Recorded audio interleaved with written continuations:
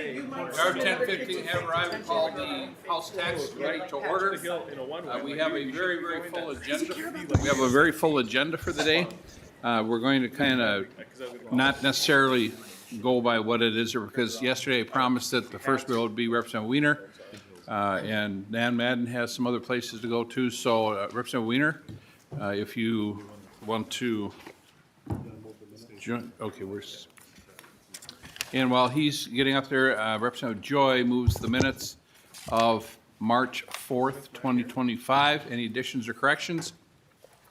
Hearing none, all fair say aye. Aye. Opposed? Motion prevails. Thank you, Representative Joy. Item next, we will go right to, let's go right to Representative Wiener here. We've got, it's House File 812. If you could provide your, or tell us about your bill, and then we'll bring Madden up. Is there anyone else on this bill that wishes to testify for the bill or with concern? Okay, that's pretty clear cut then. Representative Wiener, to the bill. Thank you, Mr. Chair. Thank you, committee members. And I apologize. Yesterday, we had a full committee room. All the seats were filled for my bill, and unfortunately, the weather didn't work out, and it got pushed back. So, next time. Well, thank you. This is a common sense bill. This is tax relief for the hardest working people in the state of Minnesota. Our state did not have income taxes until 1933. And since that time, we've become the highest marginal state, individual income tax, and it's got the highest rates at the bottom income bracket. We are taxing people out of our state. We're uncompetitive with our neighbors. Iowa, Wisconsin, South Dakota, North Dakota all have lower tax brackets than we do. Iowa has a 3.9 single rate. Wisconsin has a 3.5 lowest bracket. South Dakota has no income tax, and North Dakota has a graduated income tax ranging from 1.95 to 2.5. Taxpayers across the state of Minnesota have been saying the same thing. We need relief. We had an $18 billion surplus. Campaign promises across the state at all levels where we were going to make Minnesota affordable. Promises of $2,000 tax returns to people never came to fruition. Property tax relief never happened, and unfortunately, we ended up with more unfunded mandates. We're creating a situation in our state where the hardest working people are paying the most and they're suffering the most. And this would cut that lowest tax bracket in order to make life livable in Minnesota. So imagine, if you will, you're making under $38,000 a year. If this bill were passed, it would be like getting 50 cents to $1 per hour onto your check. That could be huge. That's transformative. Historic was the terminology we heard the last 2 years. Passing a bill like this would be historic for the taxpayers of the state of Minnesota. Now, I understand that not every bill is perfect coming out of the gates, and I would love to work with other individuals to make this a priority bill moving forward. There has been some suggestions, and I'm open to different ideas.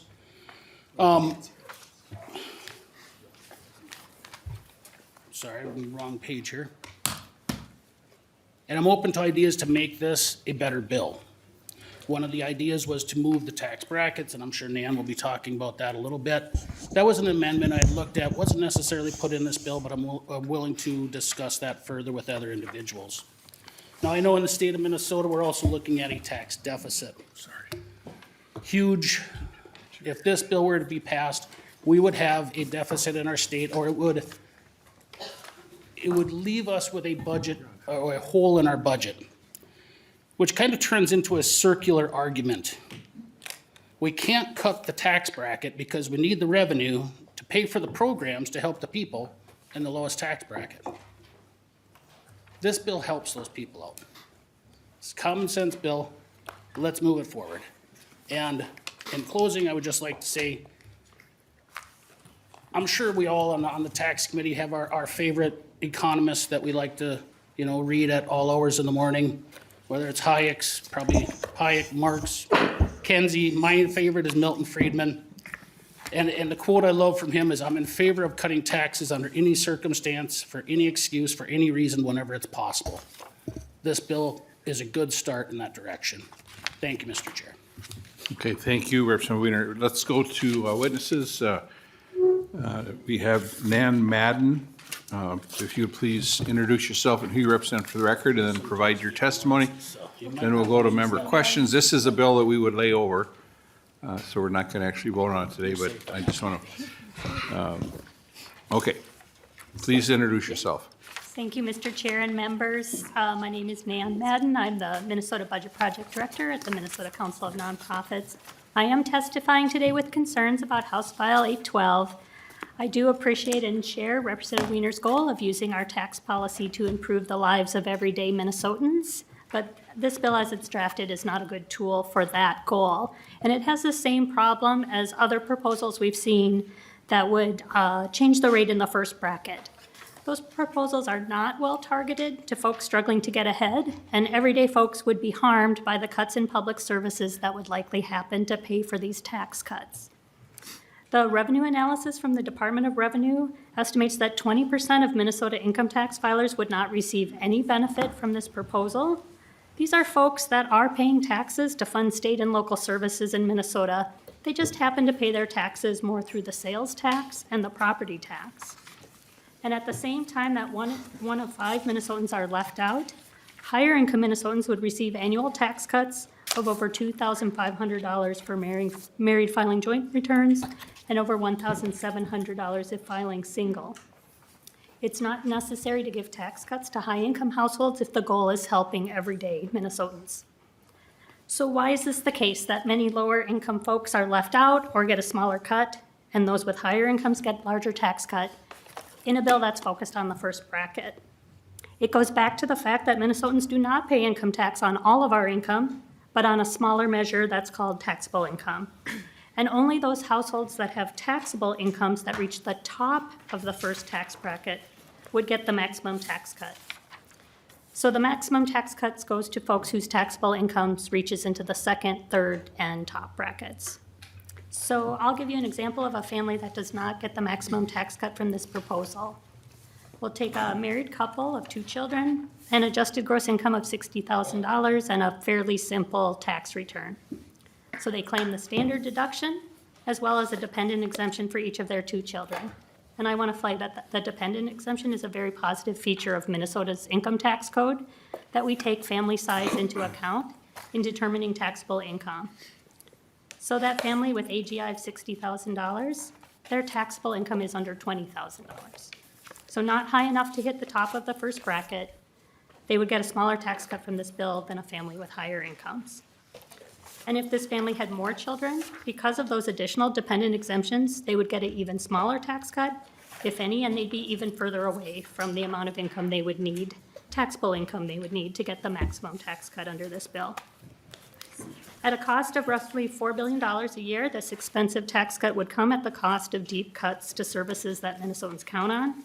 This is a time when federal policymakers are considering drastic cuts in funding for states, especially in healthcare, which is a very important area of the budget for our Minnesota families.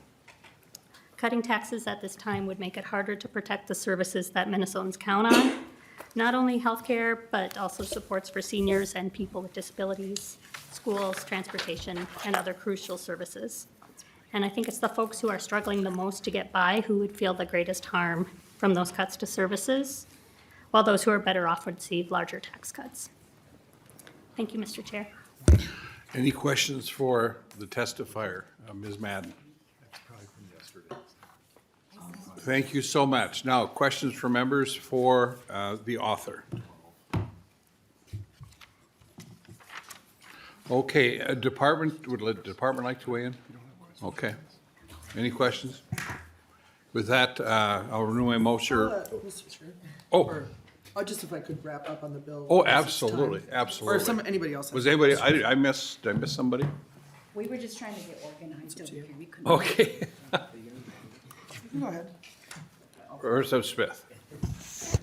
Thank you, Mr. Chair. Appreciate this bill, Representative Wiener. I think your intentions are are pure here and trying to help lower income individuals in the state of Minnesota. I just don't think this bill does that. It is a very expensive bill. I think the price tag is, depending on the biennium, about $8 billion, which is quite a large price tag. And I want to direct members of the committee to the memo that was written by Mr. Williams that is included in the packets. Table 1 models the distribution of tax reductions by income tax year 2025. And you look at that, and I think despite the intentions of the bill, the actuality of the bill is that most of the benefits of this bill would go to the highest income Minnesotans. In fact, those who have an income of greater than $100,000 will account for 53.7%, almost 54% of the decrease in revenue from the state. And the lower incomes, those that earn less than $30,000, only get 2% of the decrease that this tax cut creates. And then if you look at that far left column, the number of returns, you see that the people who make more than $100,000 are the minority of people in this state. It's only 40% of the returns we get. So they're getting 54% of the benefit for only 40% of the people. And the people who need it the most are getting the least out of this deduction. So I appreciate the intent behind this bill, but I just don't think this is the way that we help people who are most in need in the state. Thanks, Mr. Chair. Thank you, Representative Smith. Representative Gomez, want to wrap it up? Yeah, I mean, Andy sort of said it. This has cost $17 billion, right, in your manner of accounting. $17 billion hole in the side of our budget, and what do you think is going to happen? Are we going to be able to cut $17 billion in spending? Or, because that is how a budget works. You either have to make up with it for other revenues, and as we know in this committee, the income tax is why we have the most progressive tax code in the country, the most progressive state tax code out of the 50 states in DC, is because we have an income tax. And as we've said, are you going to cut money for our schools? Are you going to cut human services dollars for seniors, for people with disabilities? Are you going to cut nursing homes? Are you going to cut roads and bridges? Are you going to cut investment in law enforcement, public safety? Are we going to cut funding for our counties and for our cities? If we were talking about $17 billion, we'd have to do all of those things. All of those things. And, the benefits of this tax cut disproportionately go to the top income earners in the state. And as Ms. Madden pointed out, it's not that lower income people don't pay taxes. They pay them in the more regressive major tax types that we have. They pay through the sales tax and through the property tax.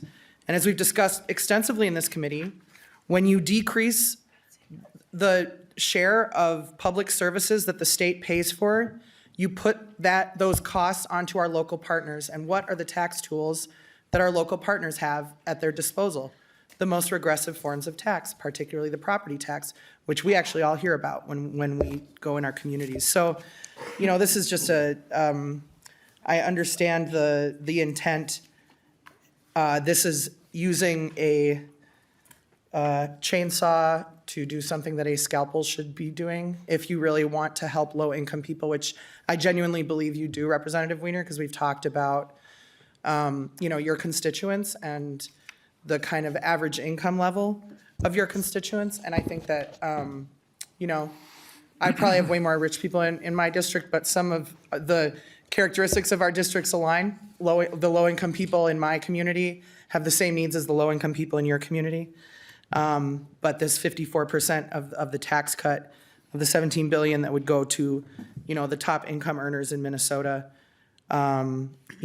who it just really doesn't kind of even out and doesn't achieve the intent. But thank you, Mr. Chair. Thank you. Representative Wiener, like to wrap it up? Absolutely. Well, thank you, Mr. Chair. Thanks, committee. And as I said, I'd be more than willing to work with anybody to make this bill better. And as I stated before, by adjusting the tax brackets, we could target the lowest individuals here. Instead of helping make this bill better, automatically it's all or nothing. We are in these committees supposed to and expected to work together to a certain extent. And instead of doing that, it's automatically torpedoing torpedoing a bill that we could improve on, which is really disappointing. Because instead of helping those the people in the lowest tax bracket, you're gonna say it's all or nothing. I wanna help those people out. You know the intent. And instead of working together, that's not gonna happen. In the state of Minnesota here, our state budget has more than doubled in the last 10 years. We've gone from 35 billion to over $70 billion. And no one is saying, what does this do to the taxpayers out there? We're talking about how it affects our budget, our state budget. But what about the workers themselves?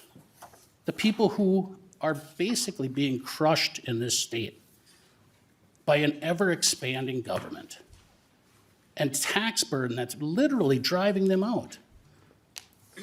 As I stated, I would love to work with anybody on this bill to make it better, and instead of working with them, we decided that it's an all-or-nothing bill, and that's disappointing. I intend to work for the people in this state. The lowest tax bracket primarily, we can start there.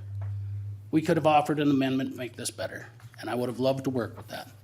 So, moving forward, once again, I'm gonna quote Milton Friedman, because I'm sure everybody else loves to hear this.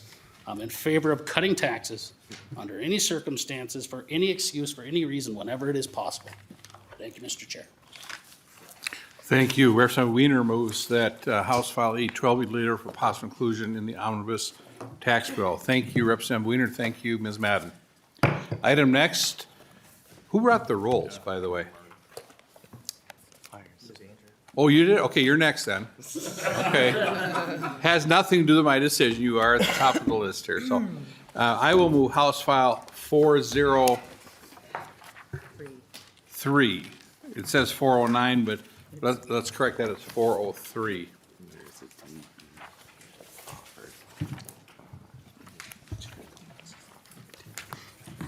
Okay, I believe, let's get this bill in the shape the author like. I believe Chair Gomez is going to move the H0403DE1 amendment. Is that correct?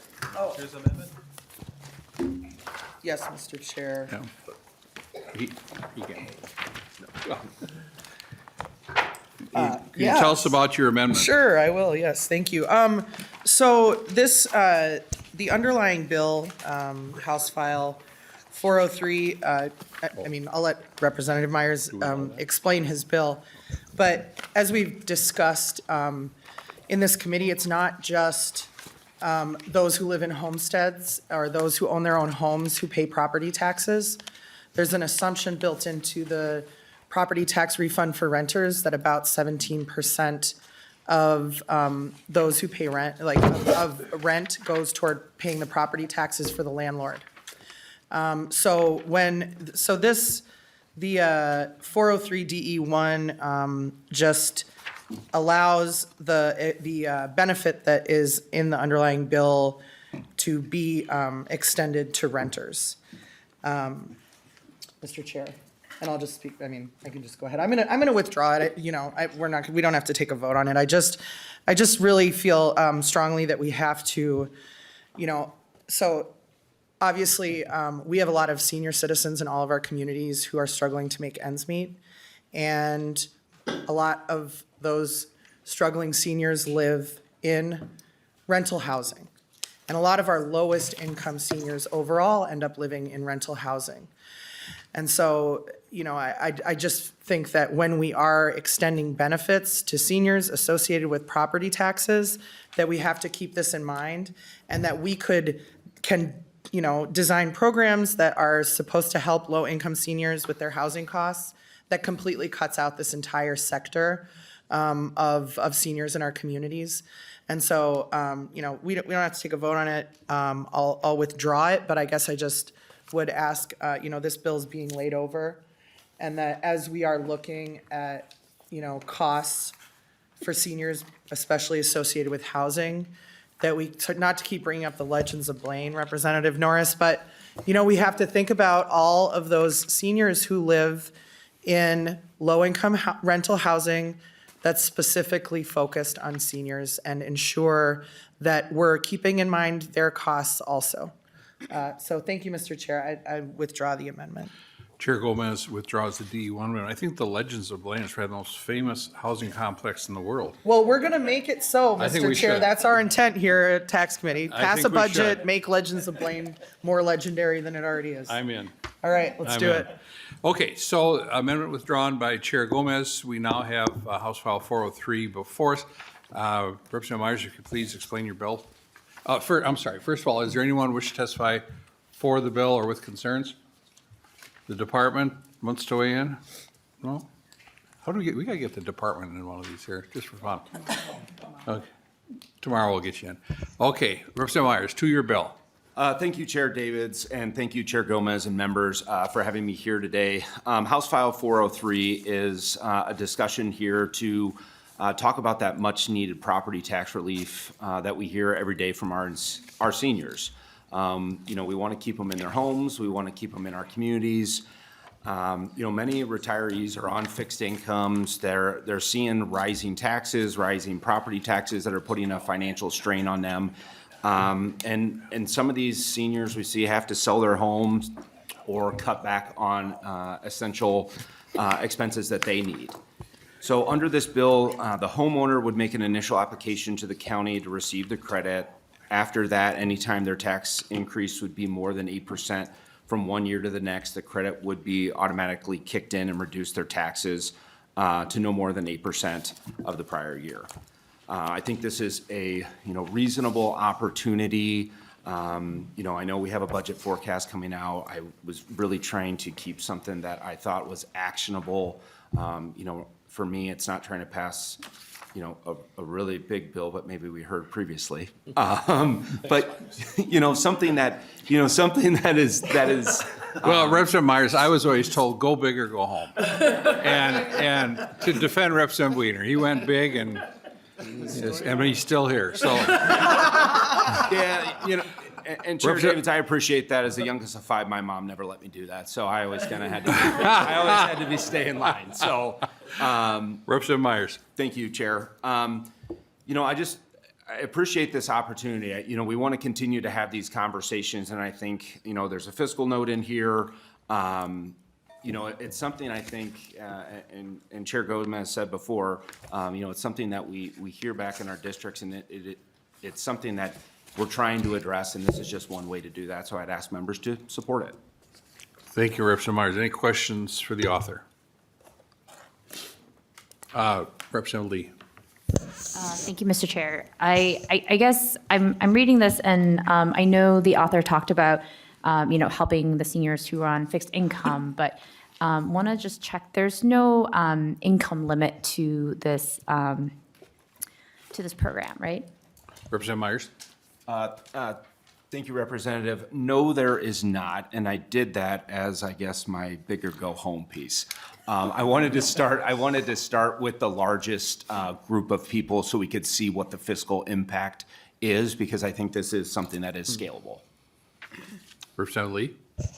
Thank you, Chair. I just offer, we already have a similar program like this. I know that when I door knock and I talk to seniors in my community, I tell them that there is already a senior deferral program, and it's actually underutilized. And so, if this bill is really big and something that, we can't budget for, maybe we can just make sure the folks know that there is a program already that they could possibly qualify for. So, thanks.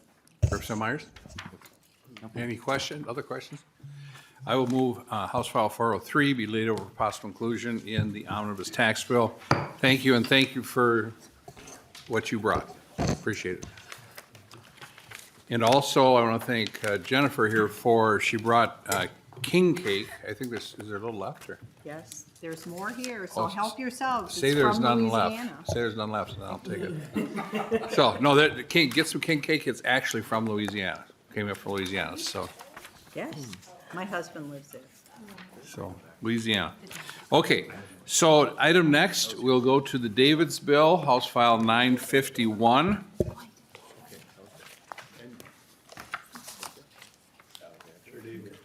Representative Joy. I think that Smith will be bringing the next one because I think he found the prize. Correct. I got the baby. Oh, you got the baby. He got the baby. Nice. All I'll right. see you all in 2026.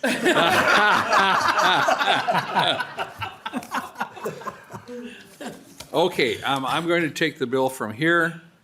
I don't want to hit anybody, walk over there with my crutches here. So I'll move House File 951. And I would like, and you got some information in here from various groups, and if Ms. Hagler could explain it, so it's explained properly.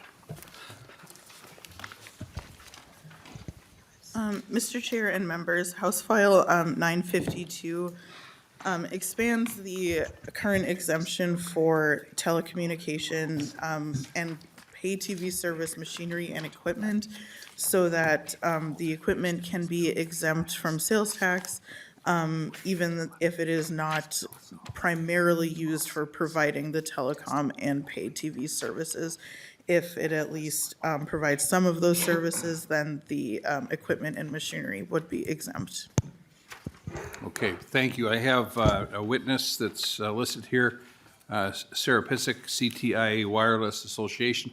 We also have, it's very important to another group, Mr. Christensen, Brent Christensen. Why don't you come up here too for if there's any questions on what we're doing here. Ms. Pissick, please state your name and who you represent for the record. Great, thank you, Mr. Chair and members. My name is Sarah Pasick, and I represent CTIA, which is an association representing wireless providers. Thank you so much for having the bill here today and for authoring it, Chair Davids. House File 951 simply deletes the word primarily in the current sales tax exemption for machinery and equipment primarily used to provide telecommunications or pay television services. Deleting the word primarily will modernize the statute to reflect the changing nature of communication services. I did a little research last night during the snowstorm to find out when the current law was adopted. And I found that the original statute was actually adopted in 2001. So as you can imagine, and as you all know, the communications industry has changed significantly since 2001.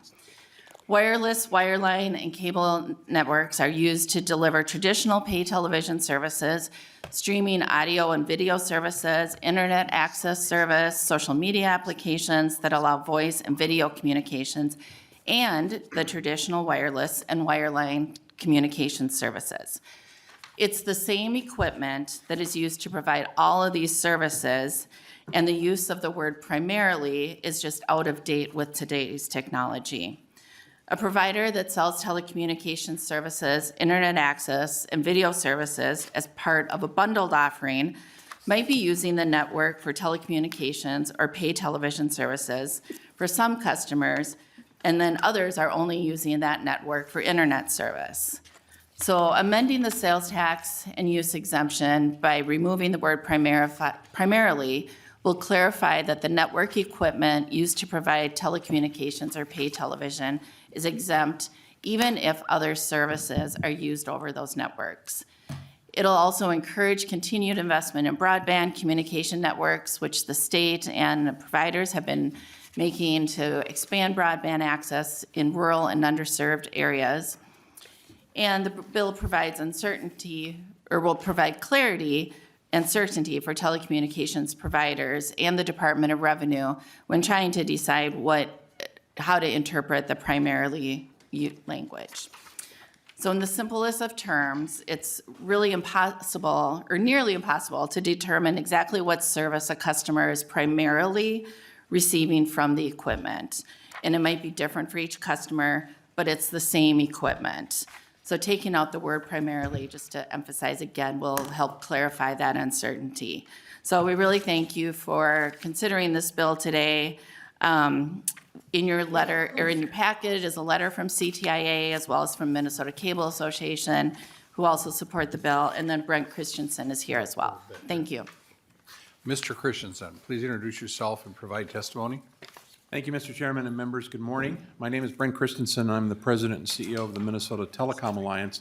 We're a trade association that represents rural broadband providers throughout the state of Minnesota.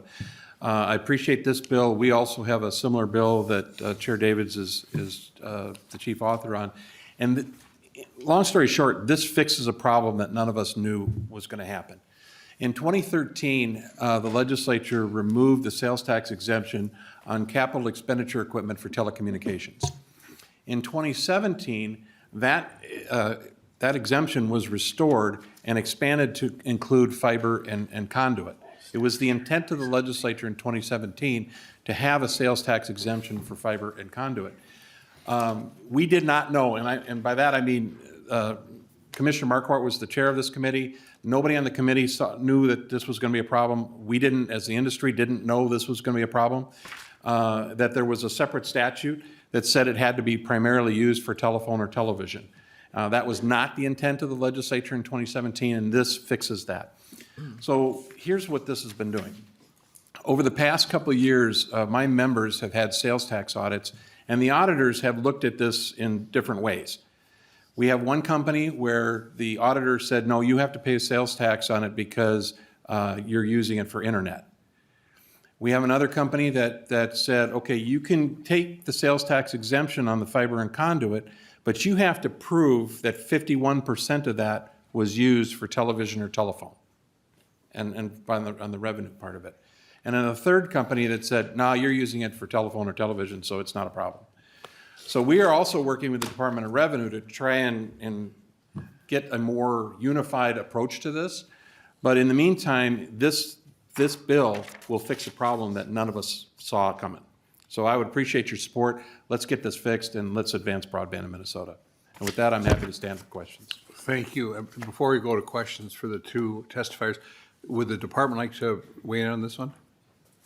No, okay, okay. Okay, questions for the two testifiers.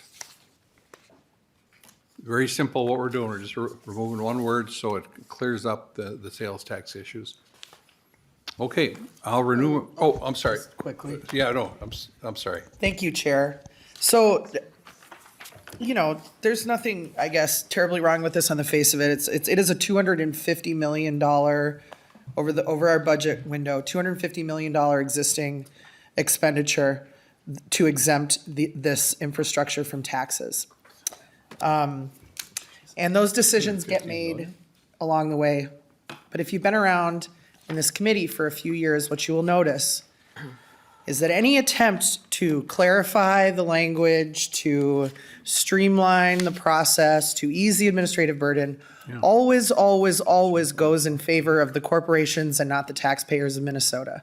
It always goes in the direction of narrowing the tax base and costing the public something. And so, you know, that's all I'll say is that this is a proposal for for another $13 million a year to the telecom industry.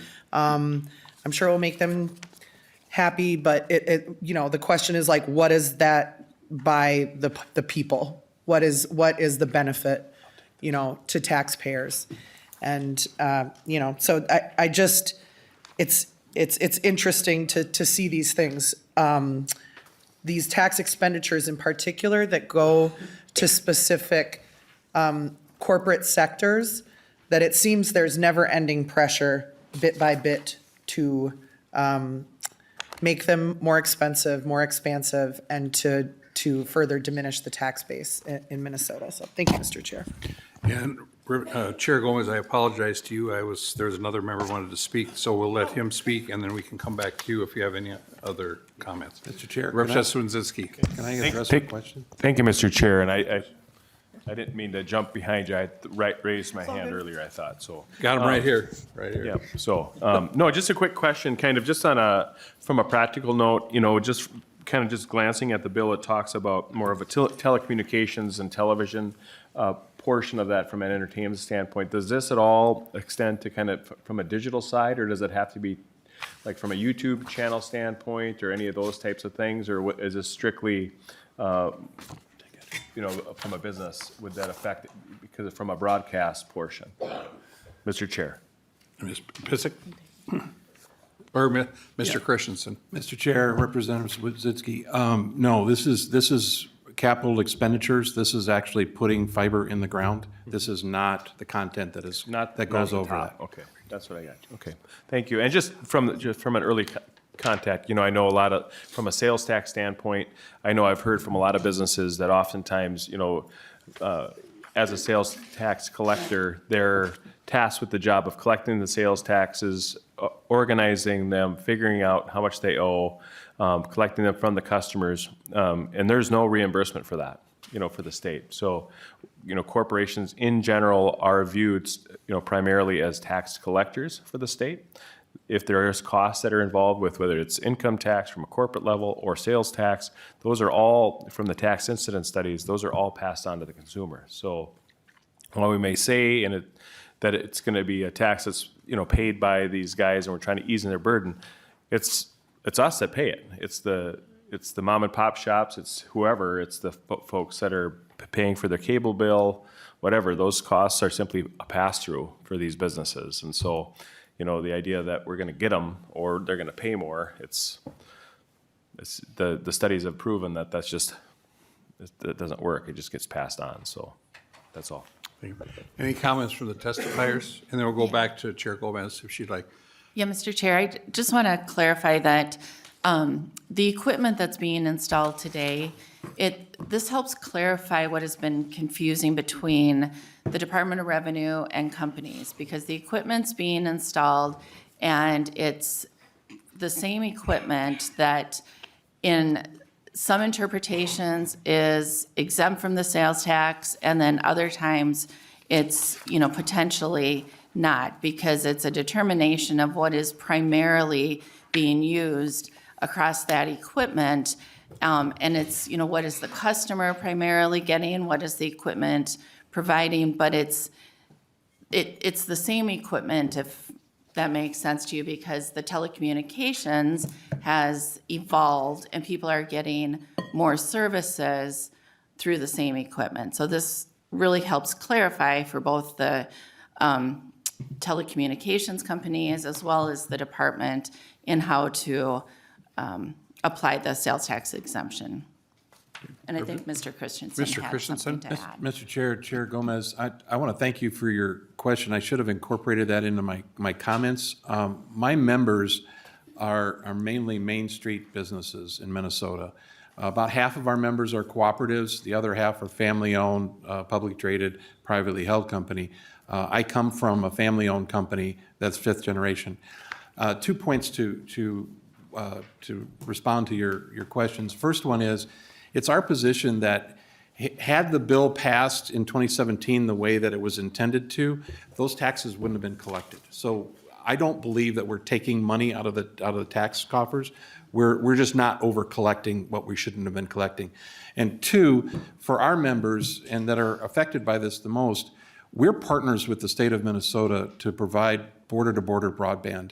And that money that we don't pay on sales tax is a dollar-for-dollar investment in broadband and increasing services to Minnesotans that don't have access to quality broadband now. So that's the intent of this. And to the specific comments, this is not being applied fairly and evenly across the board right now, and this bill would fix that and make it more fair. Any other questions for any members? We'll go back to Chair Gomez. Oops. Chair Gomez? Okay. Okay, thank you. Representative Lee.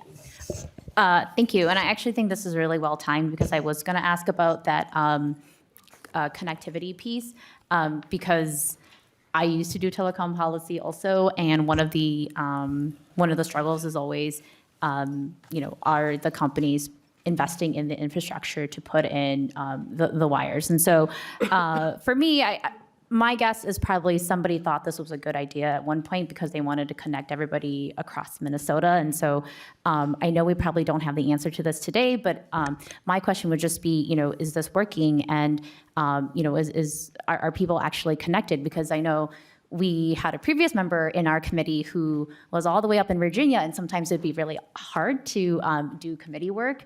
And so that would just be my question, because I think that was something that Chair Gomez was getting to earlier, just when we use public dollars to incentivize putting in infrastructure to connect people, because we think it's a public good. We just want to make sure it works. So thanks. Thank you. Any further comments on the bill? Otherwise, I will renew my motion that House File 951 be laid over for possible inclusion in the omnibus tax bill. Thank you, members, and I apologize for not being in order. Thank you. We must have order.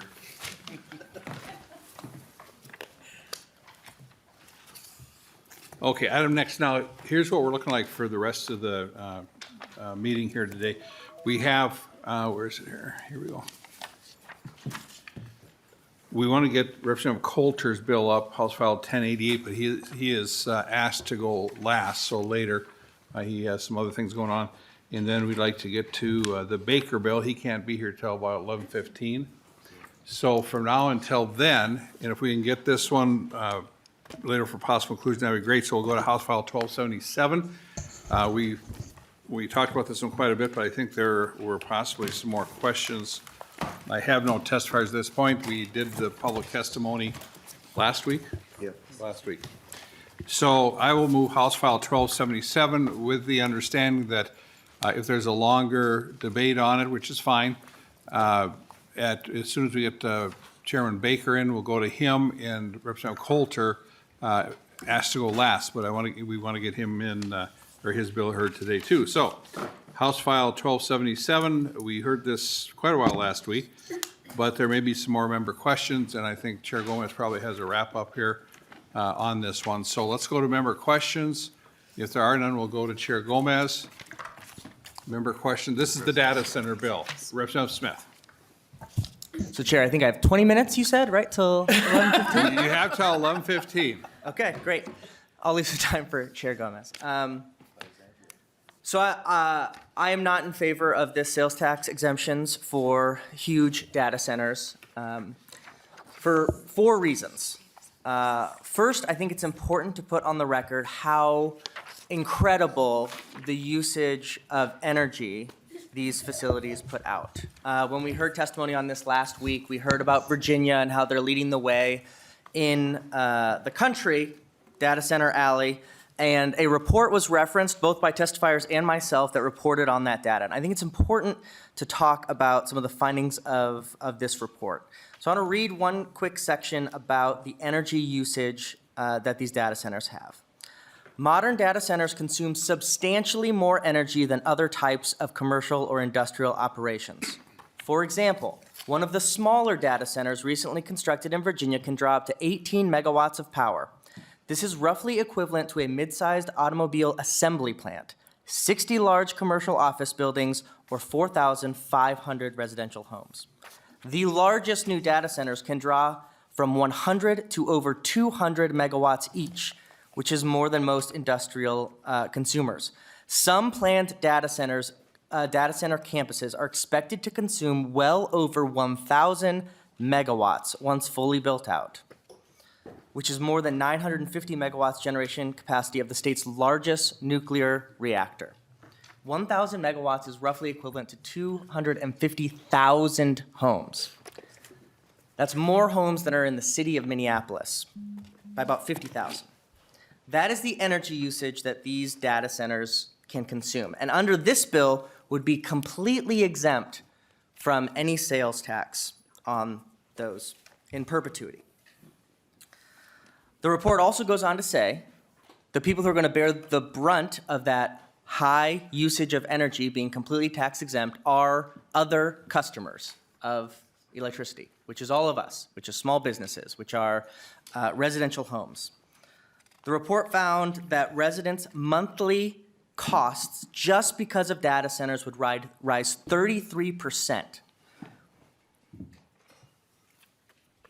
while Amazon Web Services and Meta, who are using most of that increase in energy usage, are not paying any sales tax on any of that. I think it's extremely irresponsible for the future of our state in an energy perspective and from a budget perspective. Number one. Number two, this is an unnecessary increase in this tax credit. We already have a data center equipment exemption, and it's being used quite substantially. It's about $110 million a year, not per biennium. And we already have a lot of data centers in Minnesota, providing jobs both in the data center industry and construction industry. You can get a list of those who are using it, big and smaller companies that are building data centers. Meta is building a huge facility right now in Rosemont. It's working. And expanding that for these massive data centers that will use this extension and expanding the expansion to actually electric use is just not necessary to provide the jobs, which is the number one argument coming here. By the way, in the report, in our general sales and use tax exemptions report, there's a great note about a revenue neutral rate because these are sales tax exemptions. So they tell you if we repealed that, what we could do to the general sales and use tax. And if we got rid of the current one, we could lower our sales and use tax by almost 1/10 of a percentage point. It's quite a lot that I think many Minnesotans, including low-income Minnesotans, would benefit from. My third one is I want to talk about the jobs that have been discussed here, because it is true that building these data centers do create jobs in our trades, and I do appreciate that, and I'm thankful for any jobs that are created in our state. But if we pass this massive increase in our current tax policy to include that, we do lose revenue, and that means more consistent streams of construction jobs, particularly in our transportation sector and particularly in bonding bills coming out of this legislature, will decrease because we have less funds to put towards those. In fact, the same week that we heard this exemption, we heard a bill that was slashing almost every single transportation fund we have in the state. When, just like we said earlier, when we cut certain parts of the budget, other parts also suffer. And my final point on all of this is to really ask the question, who is going to benefit the most from this tax cut? And it's not the trades who are getting jobs, because again, jobs in other sectors will decrease if we pass this. It's massive companies, some of the richest companies in the history of the world, Amazon, Meta, Google, SpaceX, they will be getting a massive tax write-off, and that is not what we should be doing with our budget. So I'm a no on this, Chair. Well, thank you. I'll work on you. You know, we'll sit down and visit my neighbor to the north. But I do remind, and I understand what you're saying. I get it, but this is a fun bill to work on. It's very bipartisan. There's a Senate DFLer has it here, and you'll notice some very good DFL names on this bill. But that's why we're having this discussion. I appreciate your comments. Representative Lee. Thank you, Mr. Chair. So Rep. Smith said most everything already, but I did want to point folks to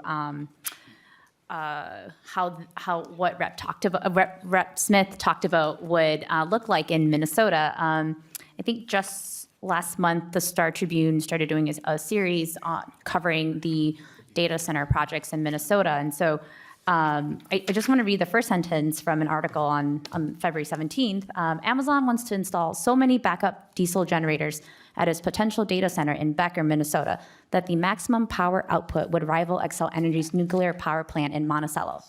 And so these energy concerns are real. They're here.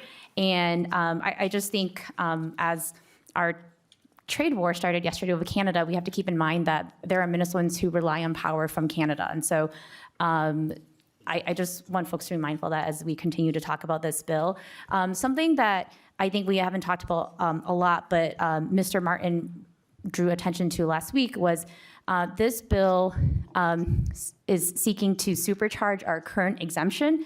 There is a definition of large data center that may seem large now, but the impact of this is probably that in the future, every data center will be given this special privilege to get the tax credit up front, as we talked about. And so I just want to point folks to that. It's concerning, and it's something we should talk about. I mean, we already have an existing form of this exemption, and like adding this definition of large data center is actually really concerning and something we should think about as the industry continues to grow at exponential rates.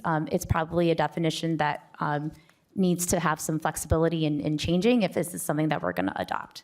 Thanks. Thank you, Representative Lee. Representative Herr.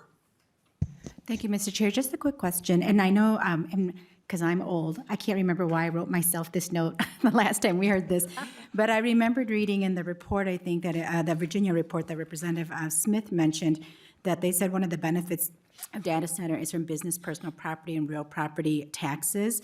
And I was looking at, it said Minnesota exempts personal property, including machinery inventory, from property tax. So I guess I was just curious, some of the benefits that were stated in this Virginia report, would Minnesota be reaping that benefit from it as well? Could you help us, Ms. Hagler, on that one, her question? Or, Mr. Swanson. Mr. Chair and Representative Herr, these data center properties would be subject to property taxes. I'd like to double check the personal property portion of it. The real property would definitely be subject to property taxes. There are some specific exemptions to personal property in Minnesota, and I'd just like to double check that before giving you the answer on that one. Representative Herr. Thank you, Mr. Chair. And I think that, and it is really a legitimate question for me, because I do believe that if a report is saying that there are benefits to this, then we're not going to be reaping those benefits. It would be really good for us to know, what we're not gaining from doing what other states might be doing on data centers. So I'd appreciate that. Thank you, Representative Herr. Okay, we will go to Chair Gomez. Or, did I miss somebody? Chair Gomez. Oh, Representative Robbins, I'm sorry. Thank you, Mr. Chair. And this might be a question for Ms. Hegler, but the current data center sales tax exemption, can you just, my understanding is that has a sunset, but this one doesn't. Could you just clarify that for me? Ms. Hagler. Mr. Chair and Representative Robbins, yes, that's correct. The current law does sunset in 2042. The bill as drafted would keep the sunset for the regular qualified data centers and the refurbished ones, but the large-scale new ones that are in this bill would not have a sunset. Representative Robbins. Thank you, Mr. Chair. But just to clarify one more time, maybe Ms. Hegler, my understanding is that this would apply to those initial costs when they come online, or is it ongoing refurbishment and reconstruction for the life of the data center? Ms. Hagler. Mr. Chair and Representative Robbins, so the software and equipment, those are ongoing things. Representative Robbins. Thank you. Okay, we'll wrap it up with Chair Gomez. Thank you, Mr. Chair. I think at this point, probably all of those many people who are here to have this discussion are no longer in the room. I think your testifiers probably flew back to Virginia, so they're not here to answer any of our questions. The corporate lobbyists who came, which is a bummer, because hopefully they're tuning in. So, we've talked a lot, and we heard from Representative Smith and from our testifiers last week about, some of the concerns with data centers in general coming to our state, to our communities, concerns around water and energy usage, land use, where the appropriate place is for them to go, what the impact is on, people who live near them. It's important in this moment. I kind of want to focus more on the industry and this tax incentive rather than those issues, which I think are also really important. And that conversation about the role of data centers in our communities, in our state, outside of sort of tax policy needs to be ongoing, and I think it is in other committees. So in January, I think it was like shortly after President Trump's inauguration, he got up on a stage. He had a guy named Hussein Sajwani with him next to him. He's a billionaire from the United Arab Emirates, and he announced that he's going to invest tens of billions of dollars in data center infrastructure in the United States. I think it was the week afterwards, there was an announcement about a project called Stargate, which is a partnership between OpenAI, like Sam Altman, Oracle, Microsoft, and that was an announcement that they were going to invest $500 billion in this technology across the state. There have been a couple references to the Star Tribune's work on this. Walker Orenstein has published a couple articles about this. One of them talked about how Minnesota utilities project that this industry will grow to 40 times its current size in the next 10 years or so, that the electricity demands of data centers will very shortly equal and eventually exceed power use by all households in Minnesota. So there's a Cushman Wakefield, which is the largest commercial industrial land or property owner and kind of broker in the world, has a data centers working group. And they put out this study last year, and it has kind of an analysis of where the top emerging markets in the world are. And in our region, where Minnesota's in the top 5, in the world, Minnesota is in the top 10 of emerging markets for data centers. Interestingly, that Cushman Wakefield study, they have different dimensions of sort of like the considerations that go into the decisions that companies make about where to site these facilities. They talk about things like land price, grid reliability, water resources, workforce, and taxes. And they divide these up into 3 tiers: like kind of high impact, medium impact, low impact. Taxes are in the low impact category. If you go through the individual dimensions that they use to determine what the top emerging markets are, Minnesota doesn't appear on the top of any of those lists. What that means, though, is that overall, in the kind of aggregate, Minnesota is a very competitive and appealing place to put these data centers. And that's before this change. That's before we do anything.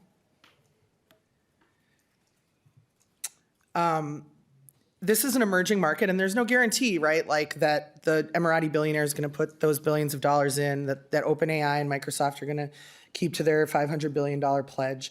You know, we're in sort of a moment of uncertainty in this market. We know that there's major forces that are pushing these facilities, or like there's momentum, there's a market for them, there's pressure on them. But Minnesota is a very appealing and good place to put these things without changing the law at all. And why is that? Why is that? It's because of a lot of really good things about our state in general. It's because we have abundant clean water that we've taken pains to protect over generations, that we have and our predecessors have, from all kind of ideological angles, have come together to protect our clean water. We have a solid and reliable electrical grid. We have good infrastructure for moving stuff around our state and our roads and our bridges. We have, you know, relatively competitive land prices. We have our 100% clean energy law that we passed, which is appealing to these companies, both from a kind of public relations greenwashing perspective, but also from a cost perspective. And we have talented and well-trained union workforce here who are known for delivering high quality and timely work. We have a lot of good things. Also, one of the hard things about our state is makes us very appealing, which is our temperature. When the temperature is below 40 or 50 degrees, you can use the ambient air to cool these facilities, which can save 25 to 30% of energy costs. So these are happening. This is the thing, right? We heard in the testimony, these are being built, the jobs are here and they're coming, even if we do nothing. And so we should talk a little bit about this incentive. We've heard it's grown from $5 million a year, the initial revenue estimate back in 2011, to now it's about 110.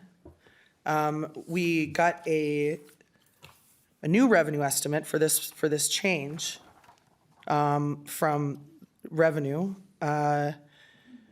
which is, it shows $20 million cost in fiscal year 2028, which is just for the one facility in Rosemount. There are at least 10 of those facilities that are planned of that size or larger, according to this Star Tribune article. It's a little hard because we're not really exactly tracking it. It's happening in a lot of different places. But, you know, we're looking at the reason that this shows up on this revenue estimate, when we saw this bill last year, had 0 on it. And now it has $20 million. And so we can get a sense of what the scale of the cost of this is going to be moving forward. And the reason that it's on this spreadsheet, though, or that it's on this revenue estimate, is because we're moving, this proposal would move it from a refund-based exemption to an upfront exemption, which changes the timing. These costs are coming for our budget. regardless of whether we do this change or not. This is an uncapped corporate subsidy. This is the equivalent of an open appropriation. This thing, we heard about states where it's grown over the course of a couple years from $150 million to $750 million a year, just due to the accelerated pace of construction of these things. So this is we've talked a lot, and our testifiers have talked a lot, that the main thing that this does, well, first of all, it removes the sunset, which is in violation of our statute because when we passed our Tax Expenditure Review Commission legislation, I think in 2021, we required an 8-year sunset of all tax expenditures. And so this, in lifting what was already a more than 8-year sunset, I think it violates that part of statute. But what it really does is takes this uncapped corporate tax giveaway, which is already a blank check to multi-billion-dollar corporations, especially Google, Meta, Amazon, and their billionaire CEOs, Elon Musk, and Jeff Bezos, and Mark Zuckerberg. Those three individuals right now own more wealth than the bottom 50% of Americans. It's like a new Gilded Age. We haven't had this kind of level of wealth and income inequality in our country since before the Great Depression. And so the question is, so it takes this uncapped corporate tax giveaway that benefits those guys and their companies who they individually have much lower tax liability than any of us do. And those corporations that are getting this benefit pay no income taxes, usually. Maybe they do this year. But you'll see in headlines over the years, oh, Amazon pays no income taxes. And so it moves it from something that we can track precisely to something that we will actually never know the true cost of. And that's the proposal in front of us. It's not even a question of, should data centers be in Minnesota? Are they good for our communities? Are they good for our clean energy goals? That's not even the question in front of us. The question in front of us is very narrow. Should we move a sales tax exemption that disproportionately goes to the largest tech corporations in the world from a refund-based exemption where we know exactly down to the dime how much we're spending on it, to an upfront exemption which we'll never actually be able to know exactly how much it costs the public? That's why all this pressure is here. And all that pressure is here before this revenue estimate shows the true cost of this thing. And so that's why we had pressure to do it last year, pressure to do it this year. And if we don't get it done this year, there'll be pressure to do it next year, because corporate power at the Capitol doesn't sleep. So these facilities are here, the hyperscale data centers are here, more are coming. The jobs are here now. We heard it in the testimony. More are coming. We're an appealing place to put these things. But the question for us as practitioners of tax policy is, in this moment of major growth in this industry, in a moment of major budget uncertainty, we'll know more tomorrow, but we know that even whatever happens tomorrow, already today we are in a situation of major budget uncertainty, both sort of within the things that we have control of as policymakers, but more existentially, things that are outside of our control at the federal government. And at this moment, do we want to turn what is essentially a blank check to big tech into something where we, instead of them telling us what to write on the line, we just hand them the check, blindfold ourselves, and say, go have fun with our bank account? Is that what we want to do in this moment? Do we want to remove our ability as policymakers to know how much we're actually spending to subsidize the largest, most profitable corporations in the world? And I think the answer is no, Mr. Chair. Thank you. Thank you, Chair Gomez. I really appreciate that. And all I could think of when you said there's going to be 40, it's going to grow 40 times. There's already 10 planned. We got to get to work here. There you go. That happens if Gomez. we do nothing, Mr. Chair, it turns out, strangely. Maybe, yeah. But just real quick here, and then we'll get on to Mr. Representative Coulter's bill.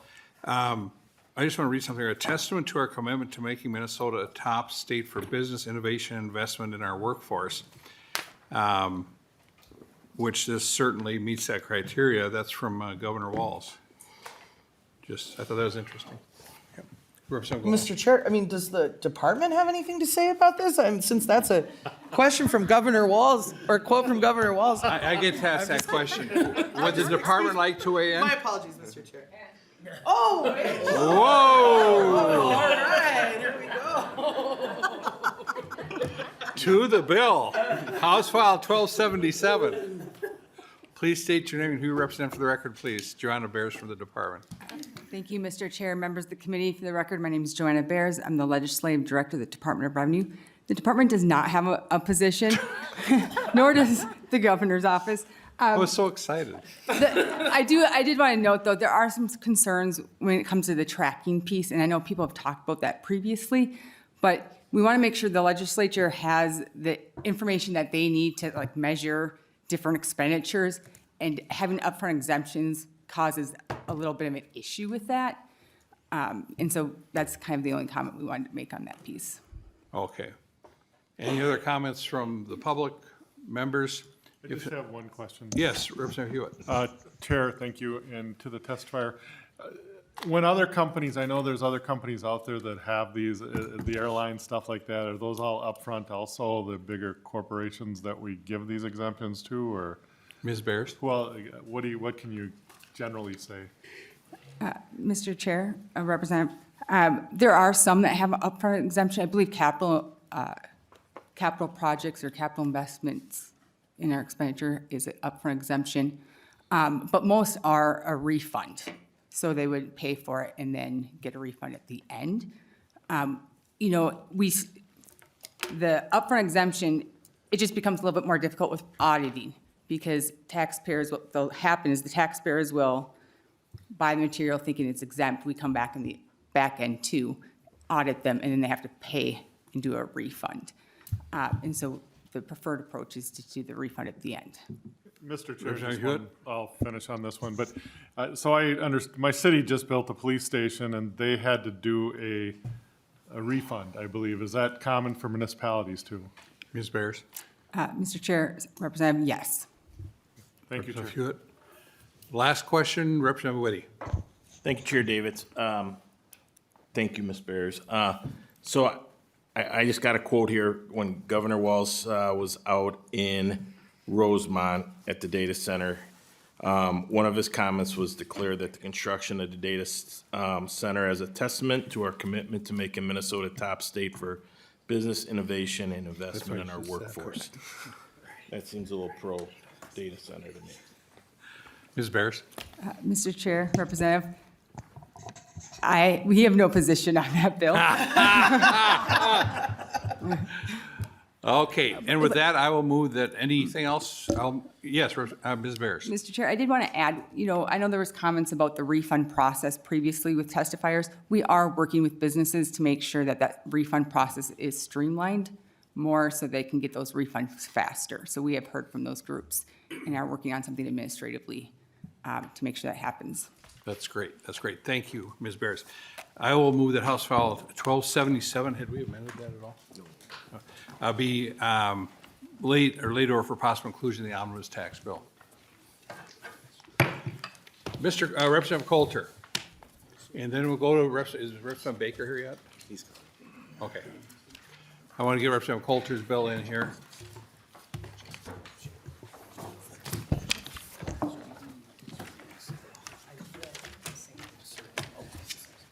Representative Coulter, welcome to the Tax Committee. If I will move the bill, House File 10, or Chair Gomez will move House File 1088. So members, we're on 1088, the Coulter bill. Are there any amendments, Representative Coulter? Doesn't look like. Okay. Please explain your bill, sir. Good morning, members. Thank you. For the record, I'm Representative Nathan Coulter. I serve District 51B, which is basically the eastern half of the city of Bloomington.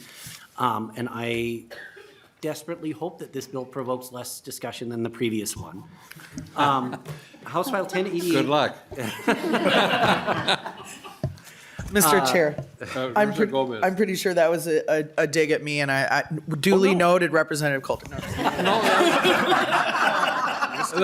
What I get for You opening two my mouth. can talk later. Okay, Representative Coulter, to the bill. Thank you, Mr. Chair. So House File 1088 is a bill brought forward by the city of Bloomington to extend a property tax exemption for 3 parcels immediately south of 494 and just a little ways east of Highway 77.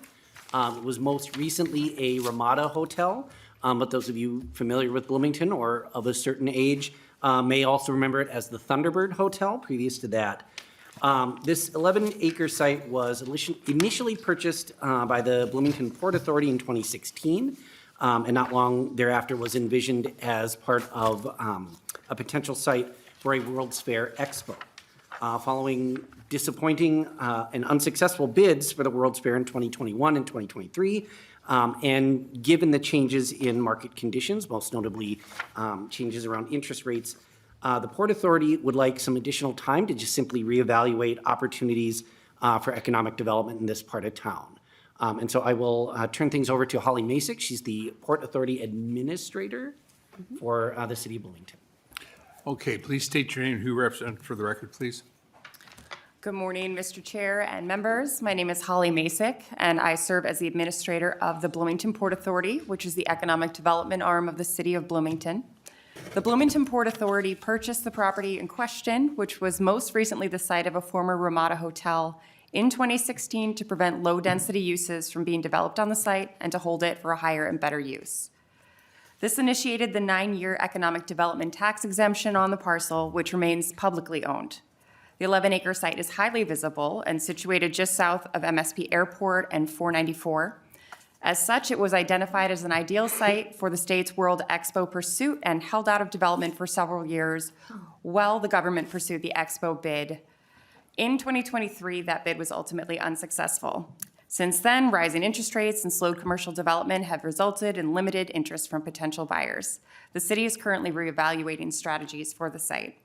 The site remains a key development opportunity for Bloomington. It has great potential to attract high-quality investment that will complement the hospitality, high-tech, and residential activity that is occurring in the surrounding South Loop neighborhood.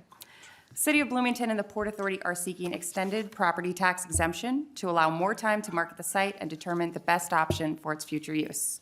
We appreciate your consideration of our request, and I am happy to answer any questions you may have. Thank you. Any questions from members?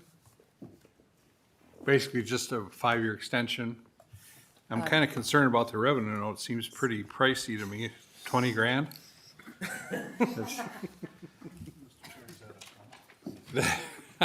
No, okay, any questions for members? I think this is, I don't know if I can say this, I think it's a really good idea because of the factors where you were delayed on doing anything with that property because of, the expo, potential expo. So, questions for members? Okay, with that, I will move House File 1088 be laid over for possible inclusion in an awesome tax bill. Thank you, Representative Coulter, and thank you to your testifier. Item last, boy, we're moving right along here. Okay, so we'll just, Representative Baker will be here in a little bit, I hope.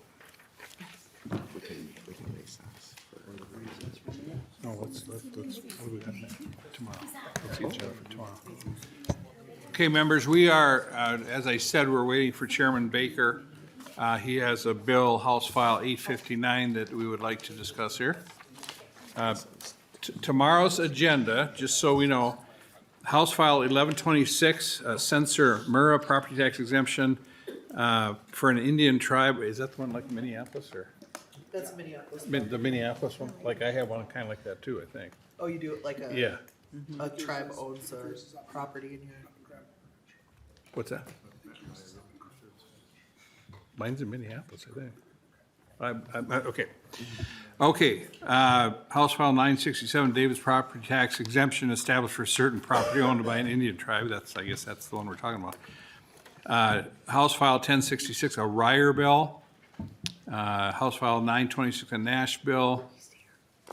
And then we're going to look at House File 1669, a David's bill on income and corporate franchise taxes.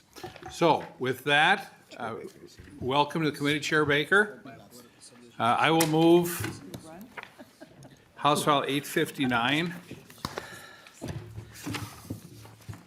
And you should have no amendments. Okay, so I'll move House File 859. It'll be for possible inclusion in the omnibus tax bill after we've had the presentation. So to your bill, Chairman Baker. Mr. Chair, members, thank you. By the way, the snow has not been shoveled over on this side of the Capitol. So if you leave, you want to make sure you put your boots on. Okay. Oh, my apologies for being late. No problem. No disrespect to the members. House File 859, members, is a bill that I have. Sorry. Let's I do what literally you're ran up the street. No. No donuts. Catch your breath. Thank you. I don't want to have you guys wait any longer. House File, Mr. Chair, House File 859 is an important bill that I've been working on for quite some time.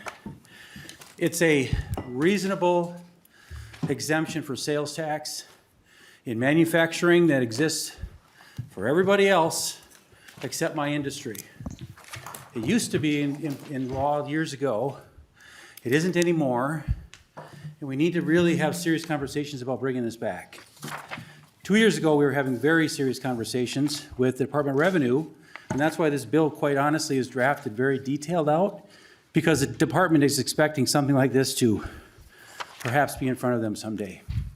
Mr. Chair, members, I'm going to let my testifier, who's not out of breath, talk about the bill, the importance of this, and how this makes complete sense for us to not double tax the folks in the restaurant industry that are collecting taxes on behalf of our Minnesota customers. We need to give our restaurants a chance to be successful. So with that, I'll turn it over. Thank you. So, Mr. Baker, it's on equipment you buy that makes the food that we eat, and then we're collecting sales tax on it when we eat. Mr. Chair, it's exactly right. When you make a burger and you put all the things on a burger, you make it a higher value. So we're collecting money at a higher value on a burger than a restaurant, and we're trying to make sure the equipment that you make it on is not taxed when you're creating a much higher value product. Because we're getting the tax on the other end. Okay. Yes, sir. Please state your name and who you represent for the record, please. Yes. Thank you. Good morning, Chair Davids, Lead Gomez, and committee members. My name is Hannah Zinn, and I'm the Director of Government Relations for Hospitality Minnesota, which represents the state's restaurant, lodging, resort, and campground sectors, and more. Thank you for the opportunity to testify in support of House File 859, the Food Service Establishment Equipment Exemption. In Minnesota, the hospitality industry makes up over 384,000 jobs, averaging about 12% of the state's total workforce. Our industry is comprised of businesses of varying sizes, business models, and economic impacts. The hospitality industry itself contributes $2.3 billion in annual tax revenue to the state and more than $8.1 billion in total labor income. Minnesota law provides a sales tax exemption for manufacturing equipment used to produce products later resold and taxed at the point of sale. Food service businesses are the only category of manufacturers required to pay the sales tax on their equipment purchases. Including for food service equipment in the capital equipment sales tax exemption will create tax equity, aid the hospitality industry in future economic success, and provide positive benefits like more investment in energy-efficient equipment. Given the current market conditions for the hospitality industry, this issue has moved beyond tax equity to contributing to the longevity of an industry that remains in need of support. According to recent quarterly survey findings fielded by Hospitality Minnesota, the Federal Reserve Bank of Minneapolis, and Explore Minnesota Tourism, over 60% of businesses say price inflation for goods and services is the biggest challenge to operation. Wholesale price hikes are still higher than final and retail prices. Hospitality Minnesota and the hospitality industry at large appreciates this legislation's positive move to be fair and equitable related to sales tax exemption. We look forward to serving as a resource for you on our shared goal of good public policy and fostering economic success for hospitality businesses across Minnesota. Thank you. Any questions for Ms. Zinn? Would any Anyone else like to testify on this bill from the audience here, from the public? Does the department want to testify on this one? Such a disappointment. Okay, no, that's fine. Very good. So any questions for the testifier? Representative Hewitt. Thank you, Mr. Chair, and Representative Baker. Is this a tax also applied to used equipment if you're a restaurant owner and buy it from another auctioneer or something like that? Chair Baker. Ooh, that might be a question for nonpartisan to be, that's a good question, Representative Hewitt. I believe if you're going to pay tax, sales tax, whether it's new or used, it would apply for anything in the restaurant industry. So unless I'm misstating that, I believe that's the intent of this law. So again, a lot of equipment is purchased used. Stainless steel tables don't really wear out. But I know that I pay tax on them when I buy them from a second retailer. So this would actually probably apply to both, unless I'm corrected by Ms. nonpartisan. Mr. Chair and Representative Hewitt, the bill does not make a distinction between new or used equipment, so the exemption should apply to both. Representative Hewitt. Thank you, Mr. Chair, and Representative Baker, once again, I don't know if this is the truth, but I've noticed that auctions of this item have went down. Do you feel more restaurant owners, just because of a lot of the recent situations, are slowing down their equipment buys or updating because, are we trying to help them with that, with getting updates and also starting businesses? Is that what this is about more? Chairman Baker. Representative Hewitt, if I understand your question, is the restaurant industry slowing down buying new equipment and upgrading? They are, because they don't have the ability to do it as often as they'd like to, or if they want to open up business in Minnesota to begin with.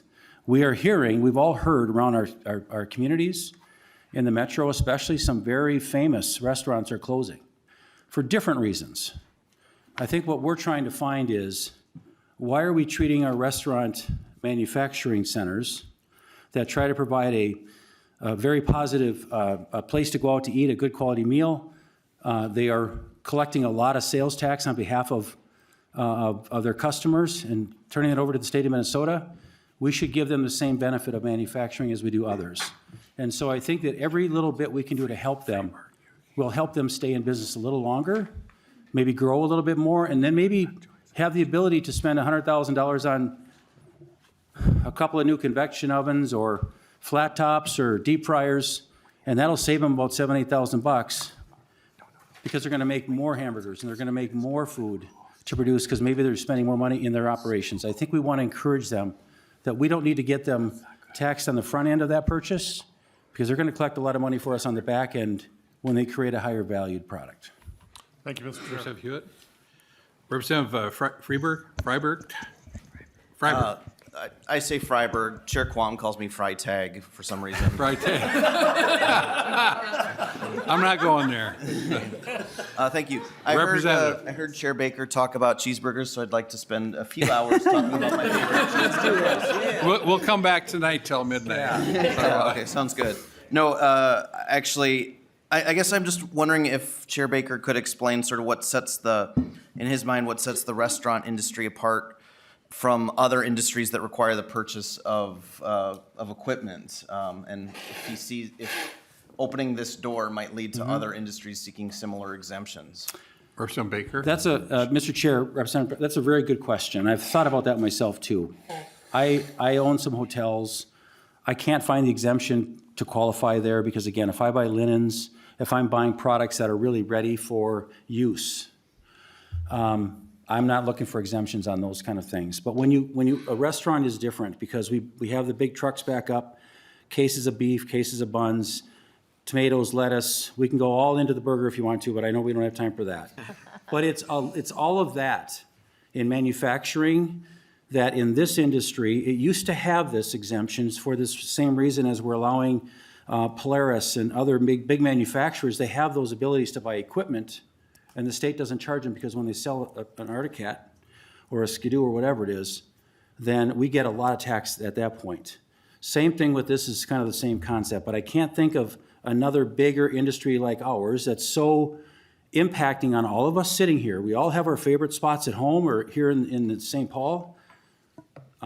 It affects us, but in the manufacturing world, I know it says it's hard to think about it in that way, but they're little manufacturing operations in the kitchen.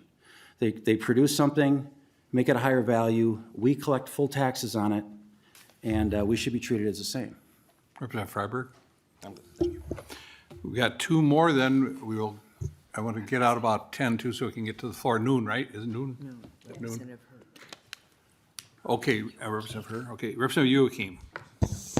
Thank you, Mr. Chair, and thank you, Representative Baker, for being so persistent with this. I remember the discussions we had before, and some of them made absolute sense, like a place that had a bread-making machine to develop bread and loaves to sell was exempt, but a bread-making machine for dough in a pizza place wasn't. So, like, that made sense to me to level that playing field. But this seems really broad that it could go even down to the knives a chef uses to create the food. So is there a way to make this a little bit more scalable to equipment that, you know, would look more like the equipment that's already exempt in other places? Chair Baker. Again, Mr. Chair and Representative, I think that's, again, a very good question. I think what we were trying to drill into here with this kind of thing was much more in the catering side of things. So maybe not so much the day-to-day operations with, again, paper products, things like that. But you're going to see utensils in here, catering equipment, chafer dishes. They are ready to go, but we can't sell anything without having that equipment, whether on display or in the queue ready to go, without having that equipment, whether it's a cooking item in the back or it's display items in the front. Those are the important part of the manufacturing process to be able for all of us to collect the sales tax on that item or that buffet.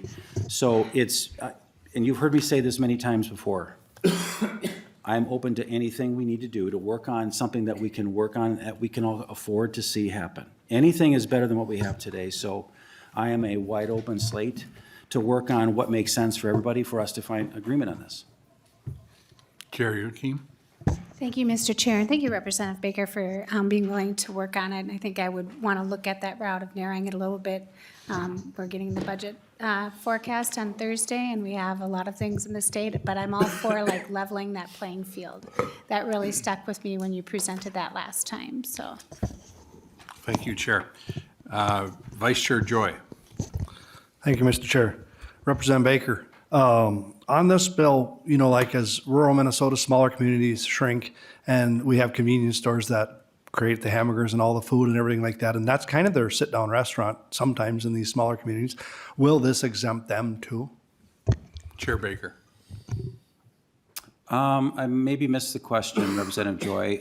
Will it exempt current operations? The sales tax. Vice Chair Joy. Sorry, Mr. Chair. Like their sales tax on their equipment they purchase, like when they purchase a fryer, purchase stainless steel tables, or they purchase this equipment. Mr. Chair, Chair what this is good as of June of 2025. If you're buying something after that date and this bill passes, that's what it applies towards. All equipment that's listed on that specific list would apply to any, would it be a coffee shop, a restaurant, some of the small bistros, yeah, those kind of things. If they're designated as restaurant equipment that's producing that same product, that's exactly right. So my apologies. Thank you, Chair Baker. Chair Her. Thank you, Chair. Representative Baker, Chair Baker, can you tell me, like, under this bill, if like food trucks are considered restaurants that would qualify for this exemption as well?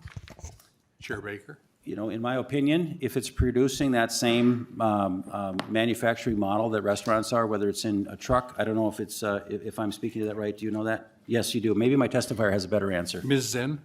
Thank you, Chair Davids and Chair Her. I would actually defer to nonpartisan staff, but I believe that food trucks are listed under a different definition in 157.15.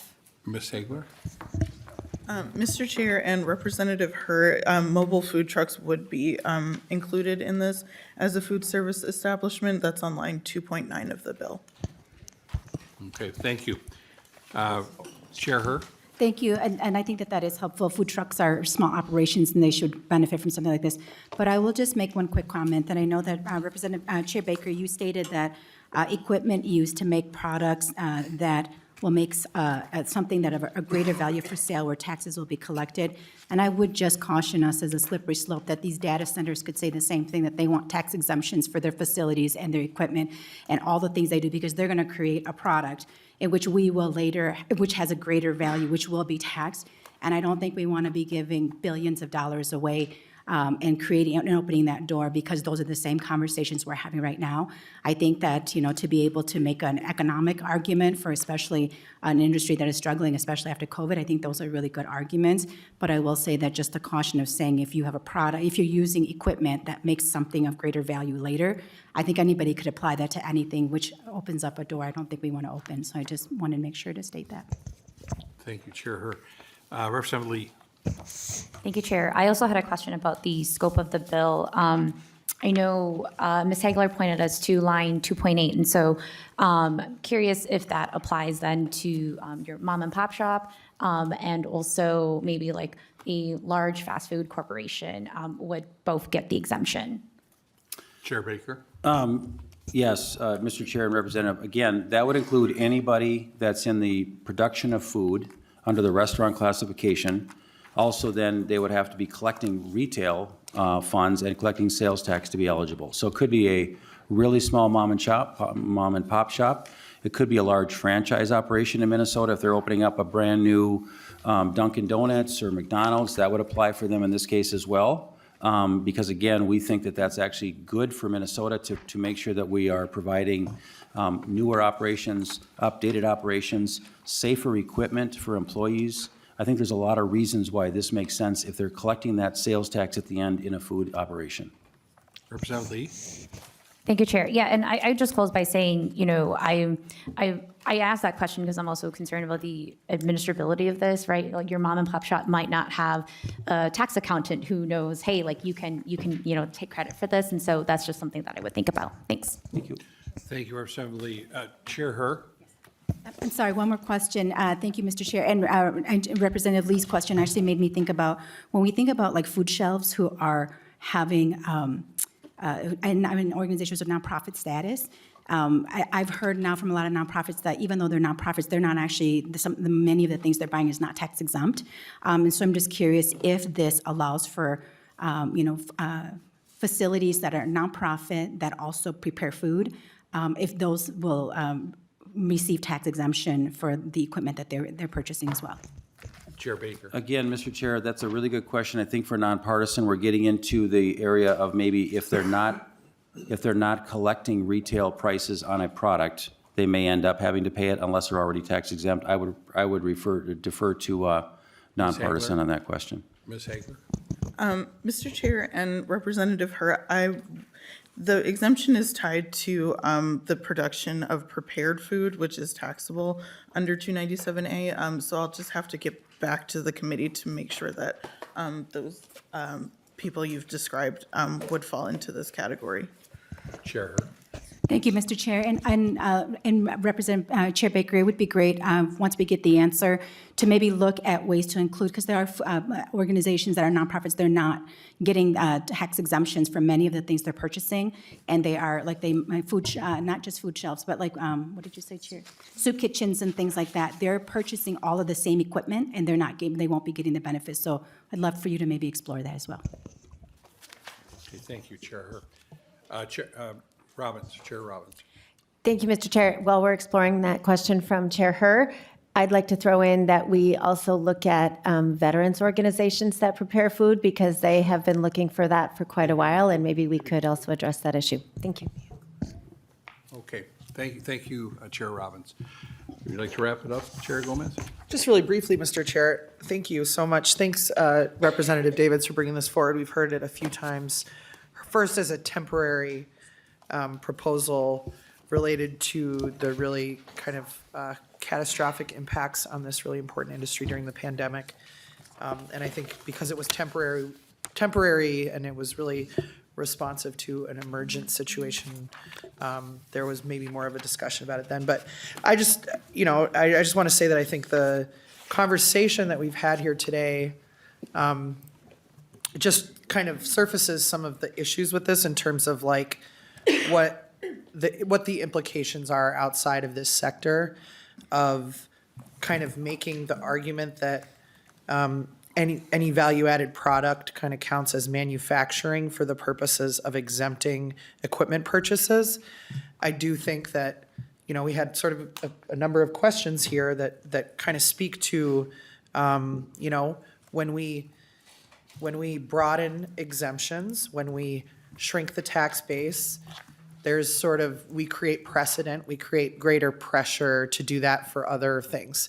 And so, that's all I wanted to say. I think on a previous, like to your point, restaurants are a really punishing industry, very slim margins, and are some of our beloved businesses that enrich all of our communities. And so I appreciate the effort to provide support to them.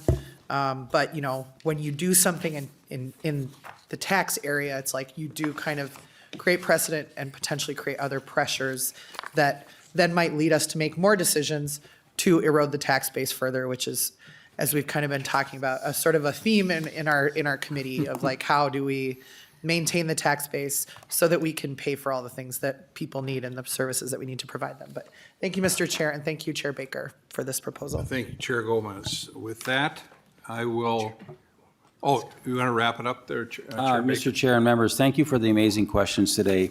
I am committed to working alongside of any member that wants to kind of engage, but what I've heard today is my marching orders are to make sure that we get more clarity on a few other things. I'm committed to working with Hospitality Minnesota to get the language right, and we'll provide you with that follow-up in a future date.